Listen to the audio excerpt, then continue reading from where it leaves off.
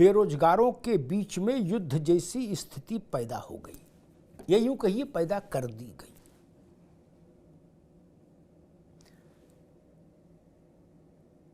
अभी हाल में कुछ दिन पहले देश की सबसे बड़ी अदालत में एक मुकदमा था कि भारत में प्राइमरी एजुकेशन के लिए जो लोग अध्यापक चुने जाते हैं उनकी पात्रता बीटीसी या जिसका बाद में नाम बदलकर हो गया डिप्लोमा इन एलिमेंट्री एजुकेशन, वो लोग रहें या बीएड वाले भी उसमें भर्ती हो सकते हैं। ये मुकदमा गया, सुप्रीम कोर्ट ने फैसला दे दिया कि ना भाई, इसमें बीएड वाले मान्य नहीं होंगे, यानी बेसिक शिक्षा में अध्यापक बनने के लिए बीएड वालों का प्रवेश निषेध हो गया, उनकी नो एंट्री हो गई। सुप्रीम कोर्ट ने कहा कि ये नियम देश के सभी राज्यों में लागू होगा। अब हड़कंप मचना था हर राज्य में। जिस राज्य का मुकदमा था केवल उसी तक की इसकी तपिश नहीं गई, इसकी तपिश देश भर में गई, हर राज्य में गई, और उस तपिश की चपेट में उत्तर प्रदेश भी आ गया, जो देश का सबसे बड़ा राज्य। अब यानी जो बीटीसी वाले बच्चे हैं, नौजवान हैं वो, और जो बीएड किए हुए लाखों नौजवान हैं वो, दोनों आपस में गुत्थम गुत्था हो रहे हैं। बीएड वाले कह रहे हैं कि वो जब इस बेसिक शिक्षा के लिए पात्र समझे गए थे तो अपने मन से पात्र तो वो बन नहीं गए।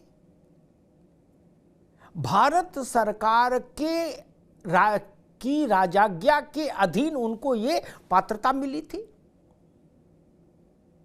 जो देश भर में लागू थी कि बीएड वाले भी बेसिक प्राइमरी टीचर के लिए एलिजिबल होंगे, उसमें दावेदारी कर सकेंगे।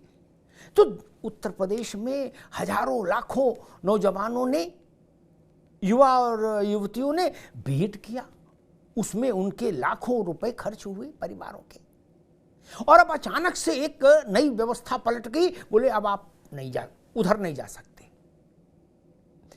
बीटीसी वाले इसलिए प्रसन्न हैं कि चलो अब कुछ जो अतिक्रमण था वो खत्म हो गया,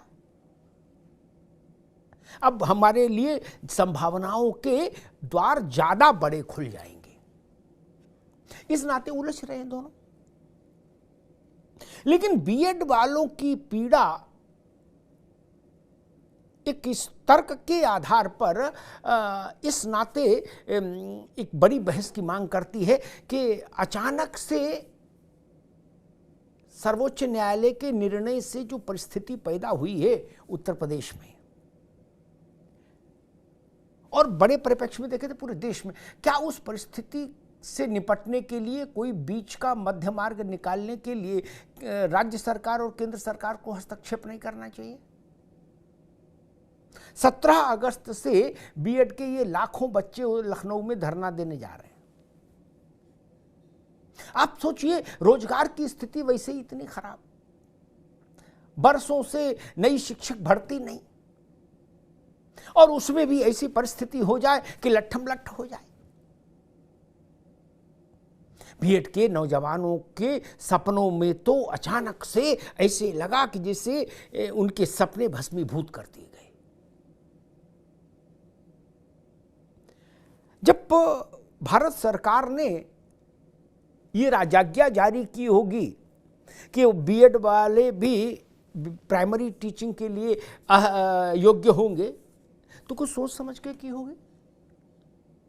और अब जब कोर्ट ने उसके विपरीत आदेश जारी कर दिया तो क्या यह केंद्र की जिम्मेदारी नहीं है कि इससे जो जटिल परिस्थिति पैदा हुई है उससे लाखों परिवारों को राहत दिलाए?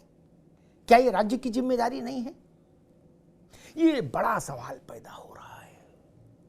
और अब बेरोजगारी की जो स्थिति है देश में, उत्तर प्रदेश में, उसके कारण इस फैसले ने तपिश और तीखी कर दी।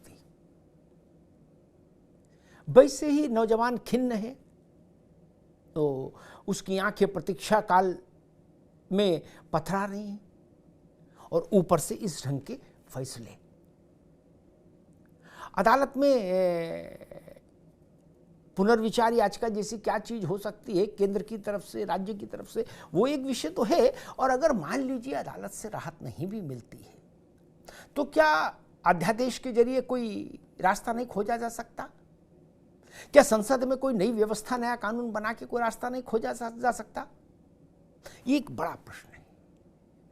और उत्तर प्रदेश में शिक्षा मित्रों से लेके अनुदेशक तक अलग अलग कारणों से आंदोलनरत है, और अब आंदोलन का एक ये तीसरा आयाम भी जुड़ रहा है, वो है बीएड किए हुए लाखों नौजवान, जिनको लग रहा है कि अब उनके लिए नौकरी के दरवाजे हमेशा के लिए बंद हो गए क्या? बड़ा सवाल है।